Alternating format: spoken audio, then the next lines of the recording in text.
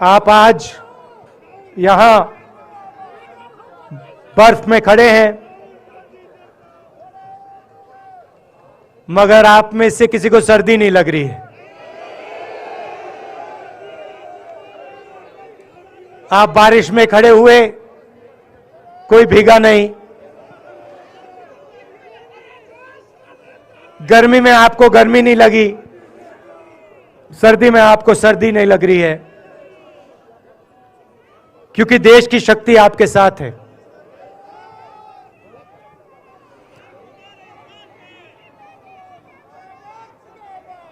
प्रियंका की बात मैं सुन रहा था। प्रियंका ने कहा मेरे मैसेज के बारे में, प्रियंका ने कहा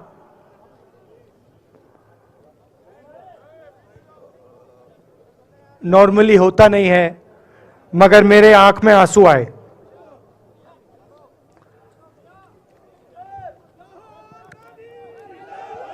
क्योंकि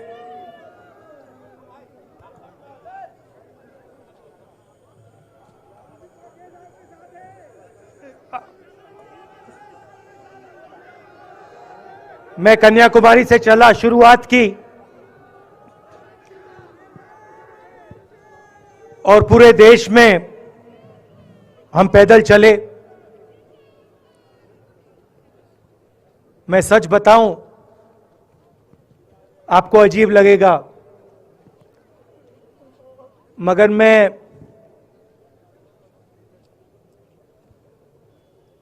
बहुत सालों के लिए हर रोज 8-10 किलोमीटर दौड़ता हूं। तो मैंने सोचा था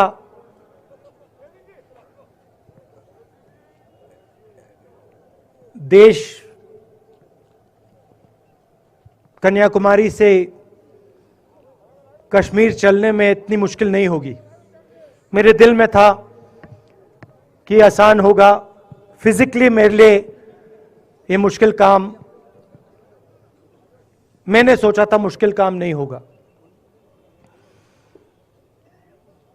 शायद मैं काफी वर्जिश करता हूं, थोड़ा सा अहंकार आ गया, जैसे आ जाता है।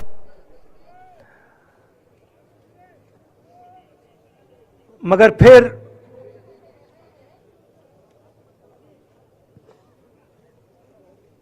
बात बदल गई। जब मैं छोटा था,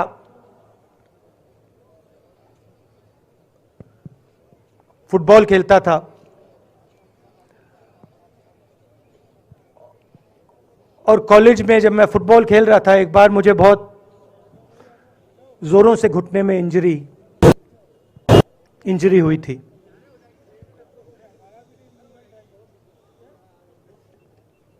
मैं उसको भूल गया था।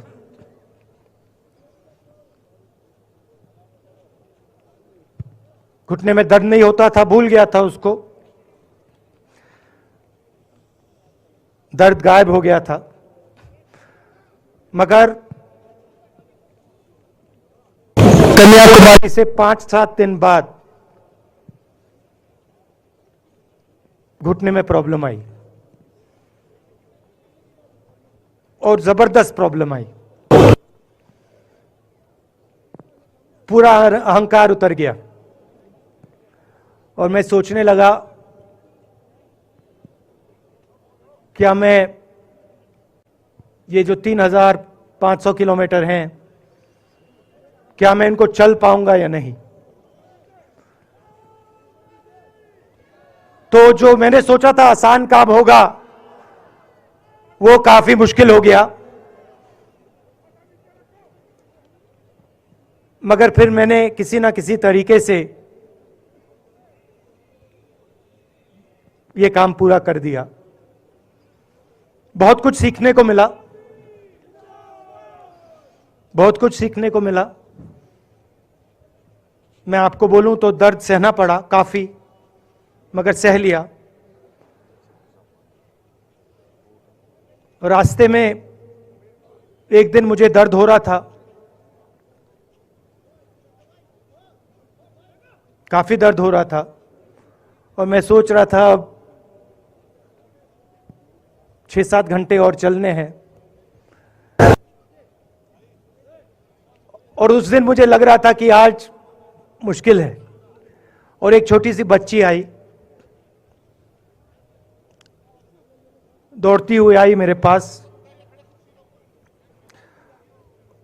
और मुझे कहती है कि मैंने तुम्हारे लिए कुछ लिखा है,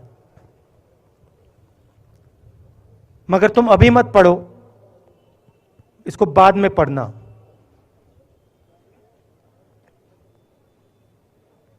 और फिर वो मुझे गले लग के भाग गई। फिर मैंने सोचा अब पढ़ता हूं क्या लिखा है।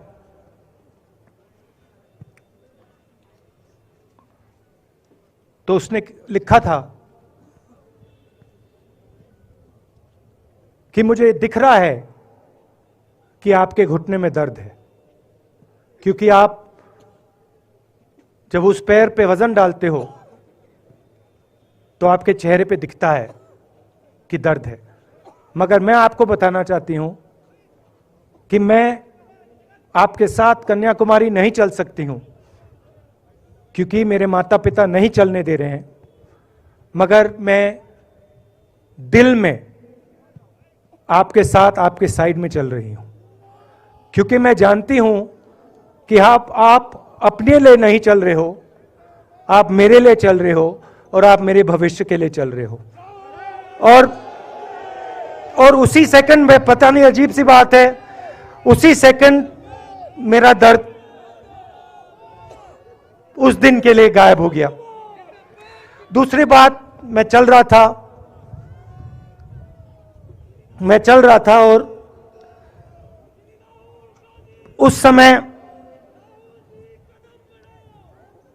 उसी समय वहां पे थोड़ी सर्दी बढ़ रही थी।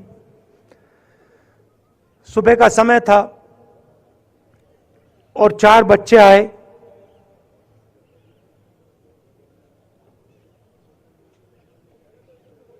पता नहीं कहना चाहिए या नहीं।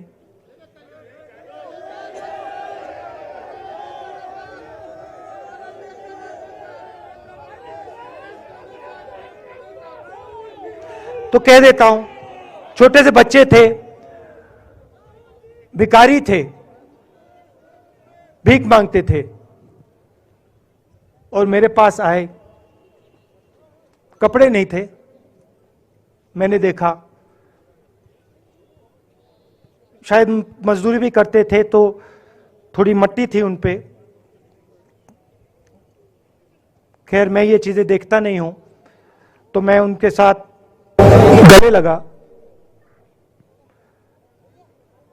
घुटनों पे गया, ऐसे उनको पकड़ा मैंने, क्योंकि मैं उनकी लेवल पे रहना चाहता था। और फिर, नहीं सुनिए, मैं ये बात कहना नहीं चाह रहा था मगर कह दूंगा। तो उनको ठंड लग रही थी, वो कांप रहे थे, शायद उनको खाना नहीं मिला था, छोटे बच्चे मजदूरी कर रहे थे।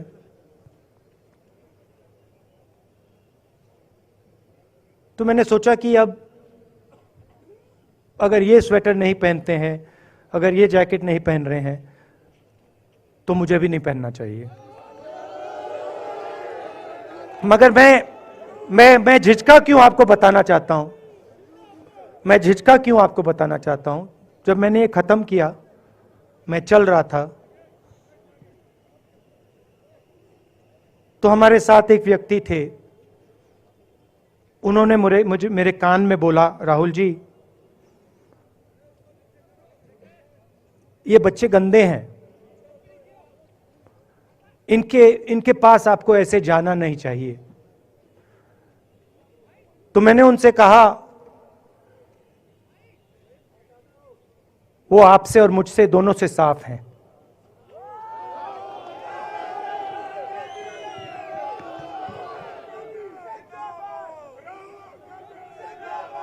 तो देश में कभी कभी यह विचारधारा दिखाई दे जाती है,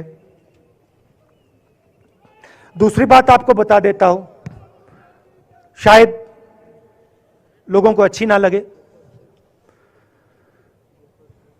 जब मैं चल रहा था, आपने देखा होगा कि बहुत सारी महिलाएं रो रही थी। आपने देखा? आपको मालूम है क्यों रो रही थी? नहीं, उसमें से बहुत सारी महिलाएं इमोशनल थी, मुझसे मिलकर रो रही थी, मगर उसमें बहुत सारी ऐसी भी महिलाएं थी जिन्होंने मुझे बोला कि उनके साथ बलात्कार हुआ है, उनको किसी ने मोलेस्ट किया है, उनके किसी रिश्तेदार ने उनको मोलेस्ट किया है। और जब मैं उनसे बोलता था, बहन मैं पुलिस को बताऊं, तो मुझे कहती थी, राहुल जी पुलिस को मत बताइए, हम चाहते हैं कि आपको यह बात मालूम हो, मगर पुलिस को मत बताइए, हमारा और भी नुकसान हो जाएगा। तो ये हमारी देश की सच्चाई है। ऐसी बहुत सारी और मैं कहानियां आपको बता सकता हूं।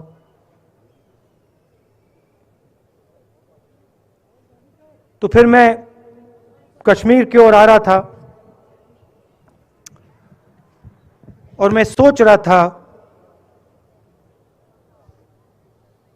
कि इसी रास्ते पे मैं नीचे से ऊपर जा रहा हूं। मैं सोच रहा था कि इसी रास्ते से सालों पहले मेरे रिश्तेदार नीचे से ऊपर आए, सॉरी ऊपर से नीचे आए, कश्मीर से इलाहाबाद गंगा की ओर गए। और मुझे ऐसा लग रहा था कि मैं वापस अपने घर जा रहा हूं।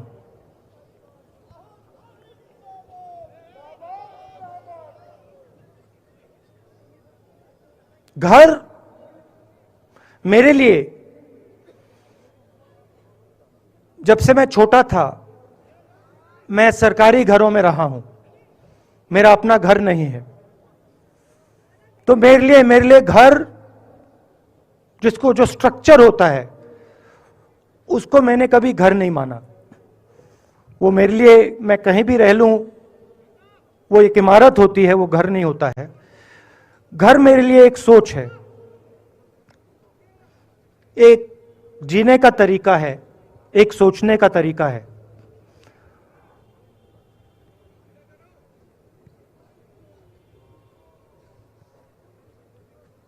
और यहां पे जिस चीज को आप कश्मीरियत कहते हो, उसको मैं अपना घर मानता हूं। अब ये कश्मीरियत है क्या?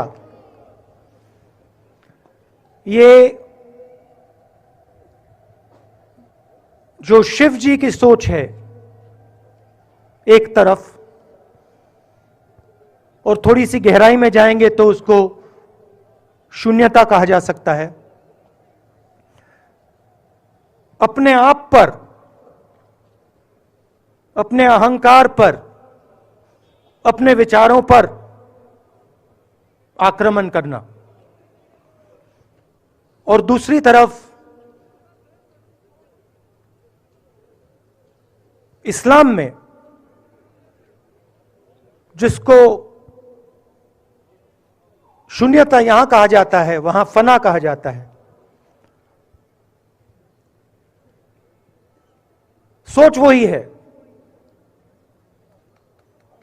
इस्लाम में फना का मतलब अपने ऊपर आक्रमण, अपनी सोच पर आक्रमण, जो हम अपना किला बना देते हैं कि मैं ये हूं, मेरे पास ये है, मेरे पास ये ज्ञान है, मेरे पास ये घर है। उसी किले पर आक्रमण करना, वही है शून्यता, वही है फना। और इस धरती पे ये दो जो विचारधाराएं हैं,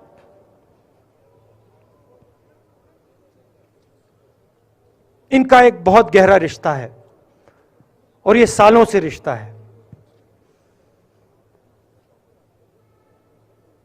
जिसको हम कश्मीरियत कहते हैं। यही सोच बाकी स्टेट्स में भी है। गांधी जी वैष्णव जनतों की बात करते थे, जिसको हम यहां शून्यता फना कहते हैं, उसको गुजरात में वैष्णव जनतो कहा जाता है। असम में शंकर देव जी ने भी यही बात कही।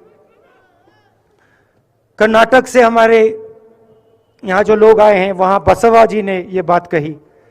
केरल में नारायण गुरु ने ये बात की। महाराष्ट्र ने ज्योतिबा फुले जी ने यह बात की। और यहां इसको हम कश्मीरियत कहते हैं। लोगों को जोड़ना और दूसरों पर आक्रमण नहीं करना, अपने आप पर आक्रमण करना, अपनी कमी देखना।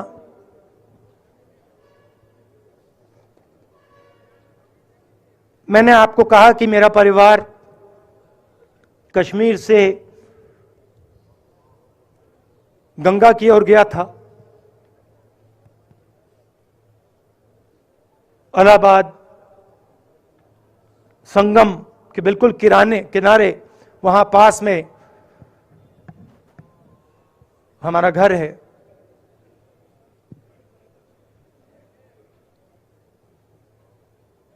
तो जब यहां से वो वहां गए, उन्होंने कश्मीरियत की जो सोच थी उसको गंगा में डाला था। गंगा में ले गए उस सोच को और उत्तर प्रदेश में उस सोच को फैलाया था, जिसको उत्तर प्रदेश में गंगा जमुना तहजीब कहा जाता है।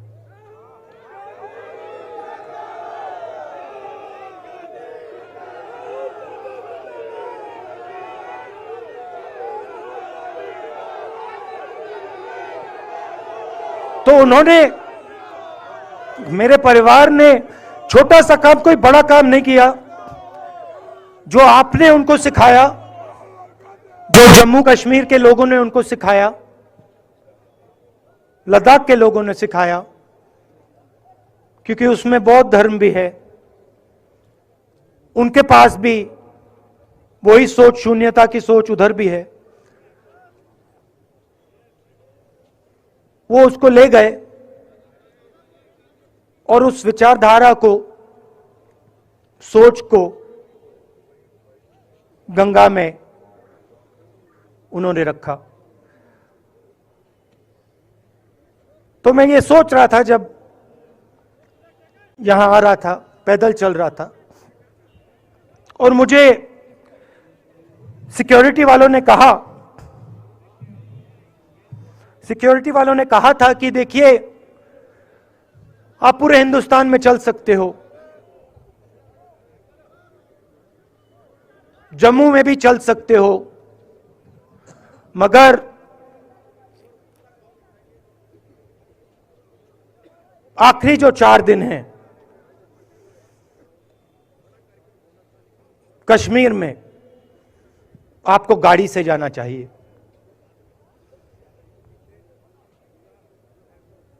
वेणुगोपाल जी ने मुझे कहा पहले, और जो ऑर्गेनाइज कर रहे थे उन्होंने कहा।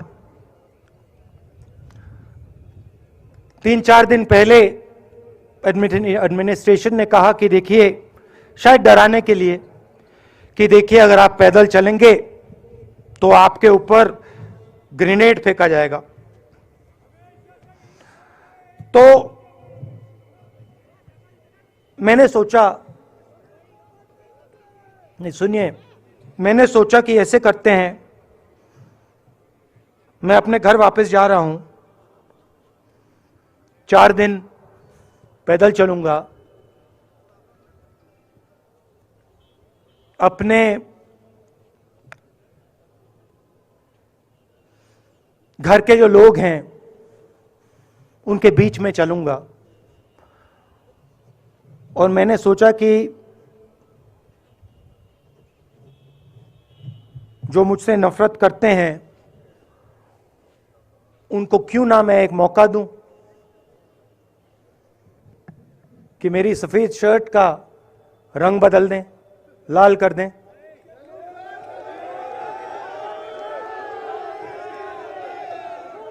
क्योंकि मेरे परिवार ने मुझे सिखाया है, गांधी जी ने मुझे सिखाया है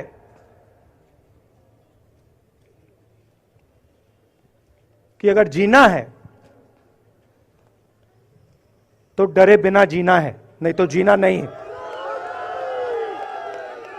तो मैंने मौका दिया, मैंने कहा मैं 4 दिन चलूंगा, बदल दो टी शर्ट का रंग, लाल कर दो, देखी जाएगी। मगर जो मैंने सोचा था वही हुआ। जम्मू कश्मीर के लोगों ने मुझे हैंड ग्रेनेड नहीं दिया, अपने दिल खोलकर प्यार दिया, गले लगे।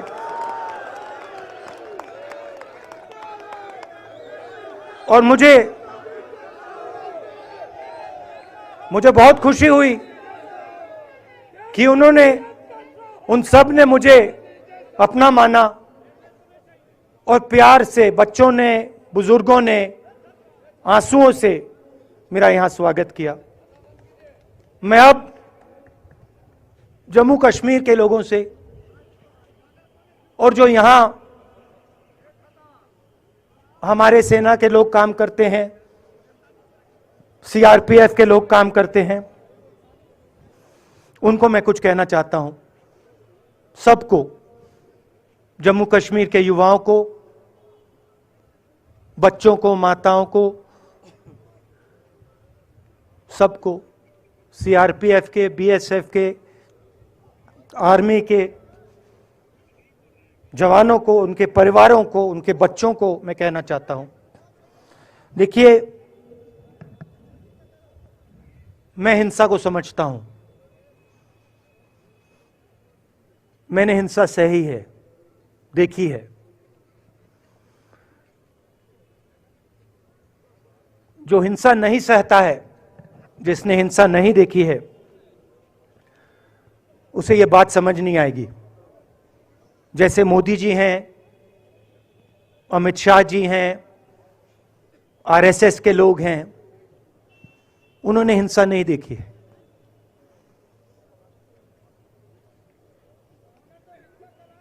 डरते हैं, नहीं डरते हैं, देखिए डरते हैं। यहां पे हम 4 दिन पैदल चले, मैं आपको गारंटी देके कह सकता हूं कि बीजेपी का कोई नेता ऐसे नहीं चल सकता है। और इसलिए नहीं क्योंकि जम्मू कश्मीर के लोग, इसलिए नहीं क्योंकि जम्मू कश्मीर के लोग उनको चलने नहीं देंगे, इसलिए क्योंकि वो डरते हैं। खैर, मैं अपने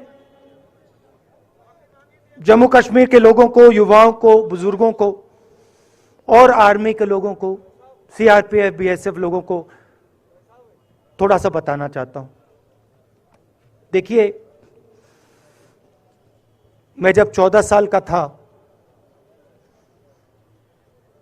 स्कूल में था, सुबह ज्योग्राफी की क्लास में था, मैं पढ़ रहा था, सामने बैठा था और मेरी एक टीचर आई, अंदर आई और उसने कहा, राहुल तुम्हें प्रिंसिपल बुला रहा है। मैं बदमाश था, बहुत बदमाश था जब छोटा था, बहन से पूछ सकते हो क्या क्या करता था मैं, अभी भी करता हूं।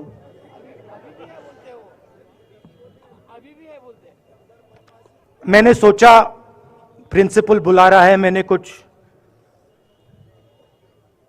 गलती की होगी, अब मार पिटेगी, वहां पे केनिंग होती थी, मैंने सोचा था अब केनिंग होगी मेरी। मगर जब मैं चल रहा था, जिस टीचर ने मुझे बुलाया, उसको देखकर मुझे कुछ अजीब सा लगा। और जब मैं प्रिंसिपल के ऑफिस पहुंचा तो प्रिंसिपल ने कहा, राहुल तुम्हारे घर से फोन कॉल है।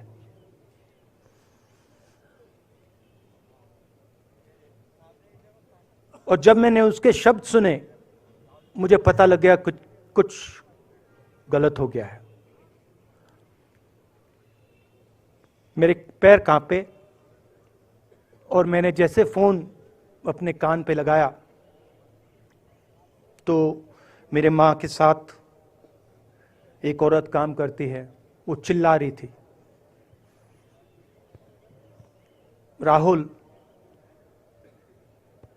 दादी को गोली मार दी, दादी को गोली मार दी, दादी को गोली मार दी।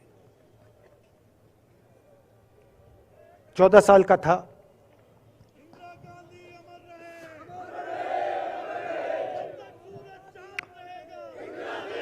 देखिए, ये जो मैं कह रहा हूं, ये जो मैं कह रहा हूं, ये जो मैं अभी कह रहा हूं, ये बात प्रधानमंत्री को नहीं समझ आएगी, ये बात अमित शाह जी को नहीं समझ आएगी, ये बात डोवल जी को भी नहीं समझ आएगी, मगर ये बात कश्मीर के लोगों को समझ आएगी, ये बात सीआरपीएफ के लोगों को समझ आएगी, ये बात आर्मी के लोगों को समझ आएगी, उनके परिवारों को समझ आएगी। तो उन्होंने मुझे कहा, नाम ओंगमू है उसका, उसने कहा दादी को गोली लग गई, दादी को गोली लग गई। और फिर मुझे गाड़ी में वापस ले गए, प्रियंका को मैंने स्कूल से उठाया, मैं वापस गए।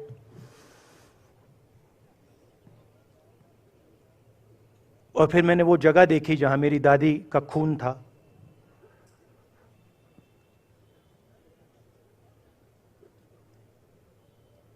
पापा आए, मां आई, मां बिल्कुल हिल गई थी, बोल नहीं पा रही थी।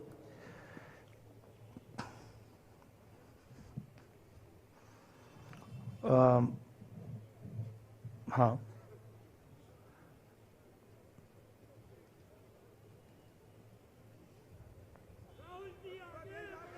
फिर क्या हुआ, तो जब जो हम लोग हैं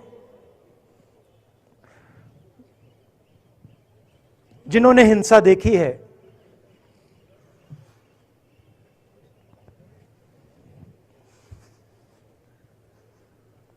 ये जो है ना, ये इसको हम बिल्कुल दूसरी तरीके से देखते हैं।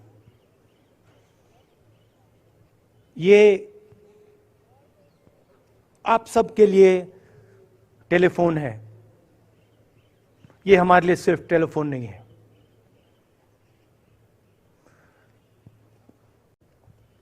उसके बाद 6-7 साल बाद मैं अमेरिका में था और फिर से टेलीफोन आया। 21 में टेलीफोन आया। जैसे बहुत सारे, जैसे जो पुलवामा में हमारे सैनिक मरे थे, उनके घर टेलीफोन आया होगा, हजारों कश्मीरी लोगों के घर टेलीफोन आया होगा, सेना के परिवारों को टेलीफोन आया होगा, वैसा ही टेलीफोन आया। पिता के एक दोस्त थे, उन्होंने मुझे फ़ोन किया और कहा, राहुल बुरी खबर है। मैंने उनसे कहा, मैं जानता हूं, पापा मर गए। कहते हैं हाँ।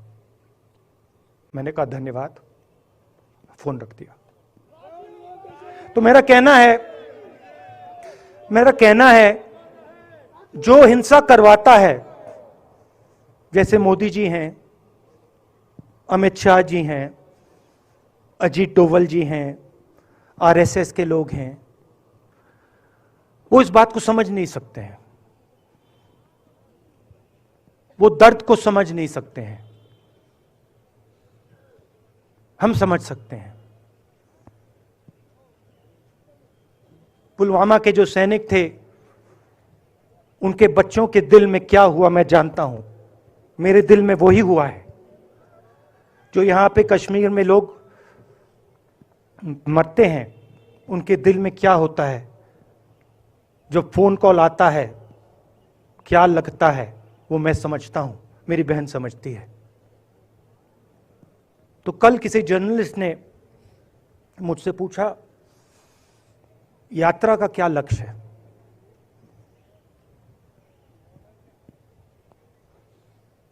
कहा कि यात्रा क्या अचीव करना चाहती है, जम्मू कश्मीर में क्या अचीव करना चाहती है।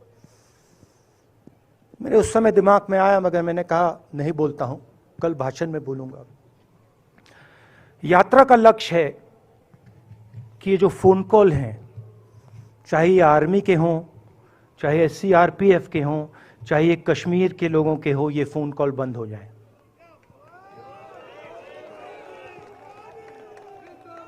कि ये फोन कॉल किसी बच्चे को, किसी मां को, किसी बेटे को ना लेना पड़े।